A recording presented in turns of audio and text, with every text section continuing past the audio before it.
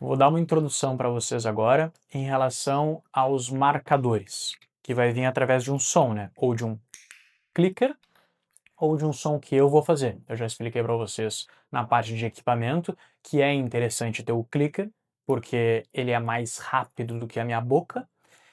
Porém, o clicker também tem a desvantagem, né? De eu ter que estar com ele. E nem sempre eu vou estar com o meu clicker, mas eu sempre vou ter a minha boca. Então vamos utilizar os dois, né? Então, depois de criar um engajamento de qualidade, uma semana ou 2 semanas de interação com o meu cão, quando eu tirar ele da restrição e ele estiver diretamente buscando contato comigo, a gente vai começar a criar os marcadores. O marcador ele vai preencher um gap ou um vazio entre a ação e a recompensa. Ele vai ser essa ligação entre a ação e a recompensa. A ação sendo ou sentar, ou deitar, ou olhar para mim, ou qualquer ação que o cão esteja fazendo que seja interessante no nosso relacionamento, para eu explicar algum comando ou realmente manter esse engajamento. Então, o marcador ele vai tirar uma foto ou vai congelar a imagem daquela ação que o cão está fazendo para eu poder ter um tempo para recompensar o animal. Como assim? Digamos que o meu animal bote a bunda no chão.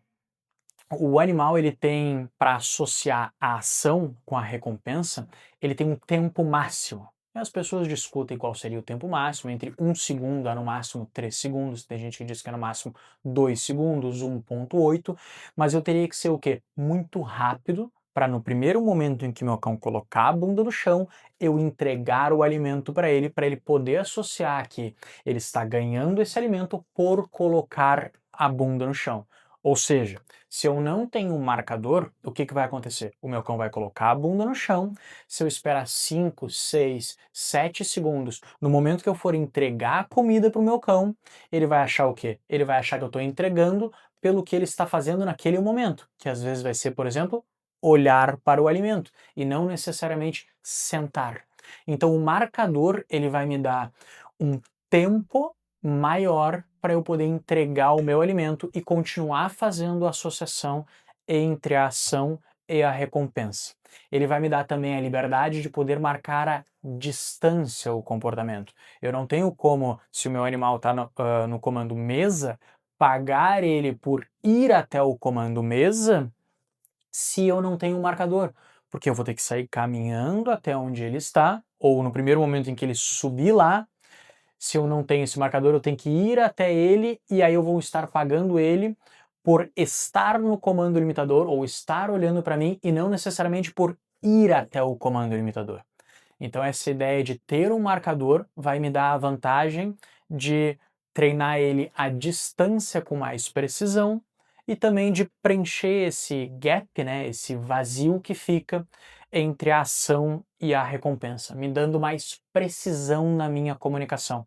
Eu vou ter uma ideia de marcador contínuo ou um marcador de continuidade que vai servir para quê? Vai servir para eu pagar o meu cão e instruir ele que eu quero que ele continue apresentando aquele comportamento. Por exemplo, o meu cão colocou a bunda no chão e eu vou utilizar a palavra bom ou vou utilizar um clique e vou pagar o meu cão. Eu vou esperar um tempo curtinho, vou dizer para ele de novo bom e vou pagar ele novamente. Vou clicar novamente e vou continuar pagando. Isso vai dar duração à medida que eu criar um marcador de liberação.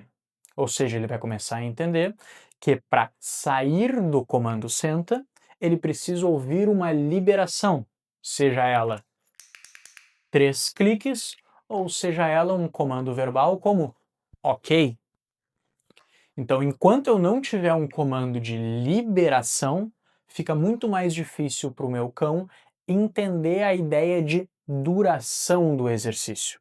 Por isso que a gente não começa com um comando de continuidade. A gente geralmente começa com o que a gente chama de comando terminal, que significa o quê? Eu vou congelar aquela imagem do momento do senta e vou dar um comando, um marcador terminal e vou tirar o cão daquela posição.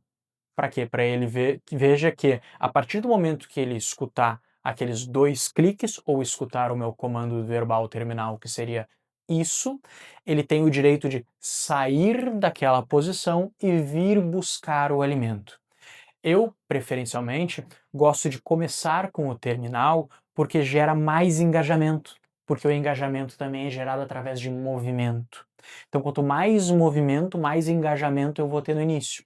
E se eu ficar cobrando muita estática do animal, que a estática a gente vai praticar mais através do marcador de continuidade, eu vou diminuir um pouco do engajamento com o meu cão, vou diminuir um pouco da vontade dele de prestar atenção em mim, porque é mais tranquilo, é mais parado e vai acontecer o quê? O meu cão vai apresentar os comportamentos de maneira mais devagar.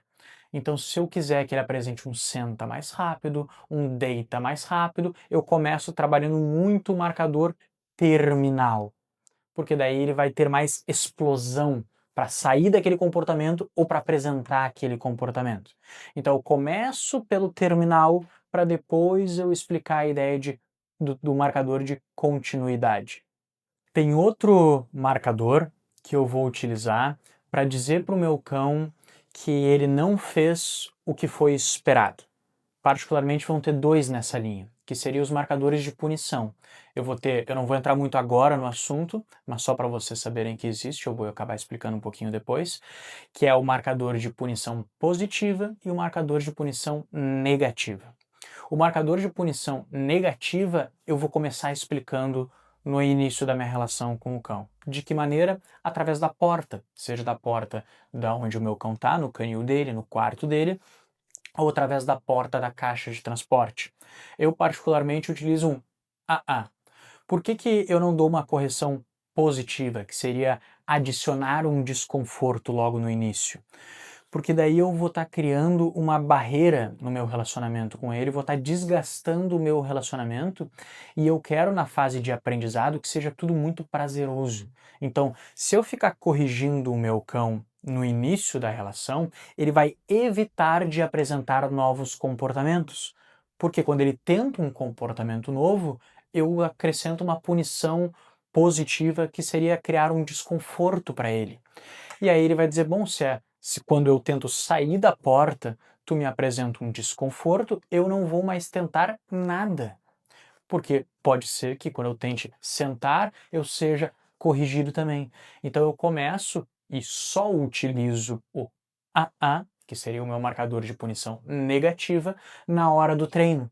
Então no treino, no início da relação, só vou utilizar esse marcador para dizer que ele fez uma coisa inadequada, porque aí se ele não for corrigido, eu vou só avisar para ele, fechando a porta, eu vou fazer e fechar a porta, se ele tentar sair, ele vai perceber o quê? Que a porta fecha quando ele tenta sair e não funciona a ideia de liberdade. E ele vai tentar outra coisa, provavelmente ou esperar, ou olhar para mim, ou sentar. E aí depois eu vou vir com um reforço positivo, que seria ou dar a liberdade, ou dar o alimento, ou dar o afeto. Tá? Então eu só introduzo essa ideia de punição negativa, desse marcador de punição negativa, no início da relação, no meio do treino, através desse controle de porta ou da retenção de alimento.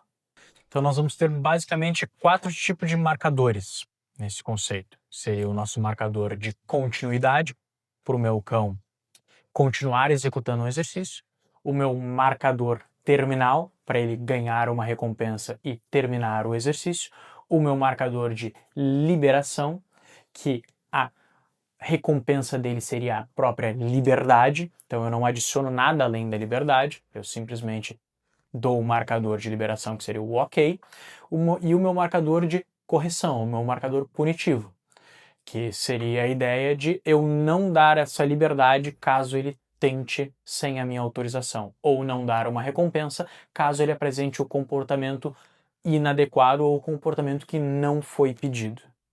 Lembrando para vocês que logo na sequência a gente vai ter toda a parte prática da utilização dos marcadores.